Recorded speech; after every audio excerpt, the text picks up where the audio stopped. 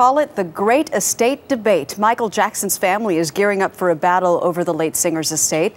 But on Monday, his father, Joe, spoke out about how Michael was always helping others and how they'd like to remember him. Michael was the superstar. He's that superstar all over the world. He was loved in every country in the United States. He tried his hard to please everybody, the sick. He donated so much money to the sick. He helped the blind. He helped everybody that needed help. And he was glad to do it. I was very proud of my son, and the legacy of Michael will still go on. I promise you that. Joining us now from LA is CBS News consultant and Jackson biographer J. Randy Taraborrelli and CBS legal analyst Lisa Bloom here in the studio with me. Good morning to you both. Good morning. Good morning. Good morning. Randy, let me begin with you. This reported will that was drawn up in 2002 is in the headlines today. We talked about it a little bit earlier on the program. Yesterday, the Jackson family said there was no will, but this morning we're hearing there is. What do you know? Well, what we're hearing is that a will was drawn up in 2002 by Michael's trusted attorney, John Branca.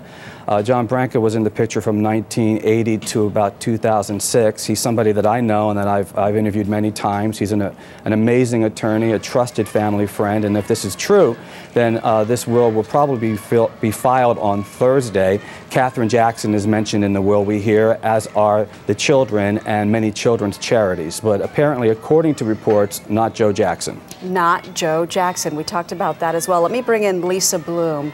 Yesterday, Katherine Jackson said he died without a will. If there actually is a will, does that help or hurt them? She said in sworn court papers under oath that he died intestate. That means without a will. And if indeed he did die without a will, that would be very surprising for a man of his prominence. He would have missed the opportunity, for example, to name a guardian for his children, to leave something to charity, to leave something to family members. If there is no will, all of his property under California law is divided equally among his 3 children, period, end of story. Katherine gets nothing, Joe gets nothing, that's charity right. Gets nothing. Absolutely, that's correct. Okay, let's assume that this 2002 will does exist. Joe Jackson is not mentioned. Yeah. That seems like a significant omission, doesn't it? Yes, it does. Now, let me bring in, well, since you're here, would a judge consider the fact that Michael Jackson has been so public about allegations of abuse? When looking at the issue of custody, exactly. Absolutely. When looking at custody, all factors are taken into account. A person's entire history is taken into account. I thought it was also very interesting in the court papers yesterday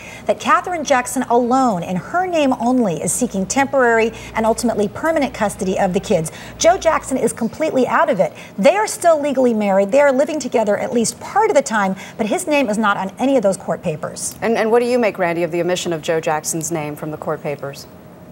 You know, I think you can't paint Michael's relationship with Joe Jackson with a wide and quick brushstroke. It's a 50-year relationship, and Michael and I talked about it a lot. There were times along the way when Michael was really unhappy with his dad, and there were times when he really loved his father. It was a very complex relationship, and if this will does exist, and we think it does, it will remain to be seen. You know, what Michael's feelings about his dad were in 2002. It can kind of go either way. Let me give you the last word, Lisa. We have a couple of seconds. Debbie Rowe, the biological mother of 2 of the children, has said Michael Jackson is not the biological father of these children, but she has also said she doesn't want to be part of their lives. Where does she fit into all Under of this? California law, as the biological mother of 2 of the children, she has an absolute right to seek custody of those kids, and she will get custody unless someone shows that she's an unfit mother or she has severed her parental rights. The big question that looms is, does she want it? Will she seek custody? So far, she hasn't done that. What if she signed away her rights before? Then she has no rights whatsoever if her rights have been severed. All right, Lisa Bloom, thank you so much. Thanks. Randy Taraborrelli, thanks so much as well. Thank you.